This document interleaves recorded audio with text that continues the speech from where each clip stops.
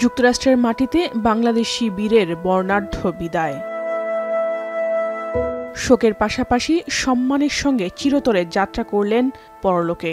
বৃহস্পতিবার দিনটি যুক্তরাষ্ট্রের প্রবাসী বাংলাদেশিদের জন্য একদিকে ছিল শোকের, আরেকদিকে ছিল গর্বেরও। নিউ ইয়র্কের ম্যানহাটনে বন্দুক হামলায় নিহত বাংলাদেশি বংশোদ্ভূত দিদারুলকে শেষ বিদায় জানাতে এদিন জড়ো হন সর্বস্তরের মানুষ। স্থানীয় সময় বৃহস্পতিবার ব্রঙ্কসের পার্কচেস্টার মসজিদ প্রাঙ্গণে জানাজা হয় তার। যুক্তরাষ্ট্রের পতাকায় মোড়ানো দিদারুলের মরদেহবাহী কফিনে শেষ শ্রদ্ধা জানান নিউ ইয়র্ক পুলিশের কয়েক হাজার সদস্য। ছিলেন নিউ ইয়র্কের governor, city mayor, police commissioner, আইন প্রণেতা সহ কমিউনিটির বিশিষ্ট ব্যক্তিবর্গ ও আসন্ন মেয়র নির্বাচনের প্রার্থীরা। তাদের বক্তব্যে বারবার উচ্চারিত হয়েছে বাংলাদেশের নাম।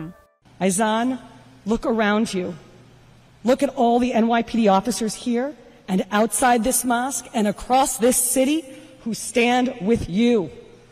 I stand with you. I am so heartbroken for you and for your family. And as we scan that sea of blue. And I just want to say sorry to this family.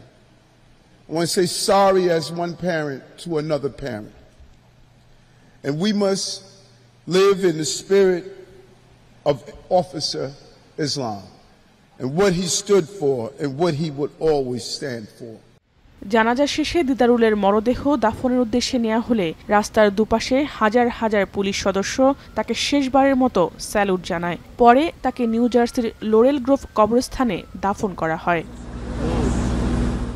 New York police ছাড়াও ঝড় বৃষ্টি উপেক্ষা করে তার জানাজায় উপস্থিত হন প্রায় 20,000 মানুষ।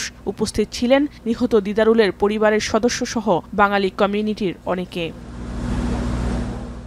এর আগে 36 বছর বয়সী তরুণ ও সাহসী এই পুলিশ কর্মকর্তার মৃত্যুতে শোক জানান মার্কিন প্রেসিডেন্ট ডোনাল্ড ট্রাম্প।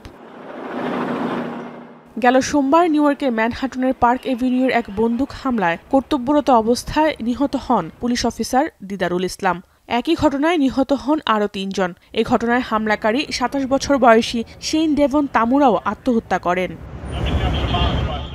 2009 সালে সিলেটের মৌলভীবাজার থেকে যুক্তরাষ্ট্রে পাড়ি জমান দিদারুল। মাত্র 3.5 বছর আগে নিউ ইয়র্ক পুলিশ বিভাগ বা NYPD-তে অফিসার পদে যোগ দেন তিনি। 2 সন্তানের বাবা, দিদারুলের স্ত্রী 8 মাসের অন্তঃসত্ত্বা। জাহানারা ভূঁইয়া, এখন বিশ্ব।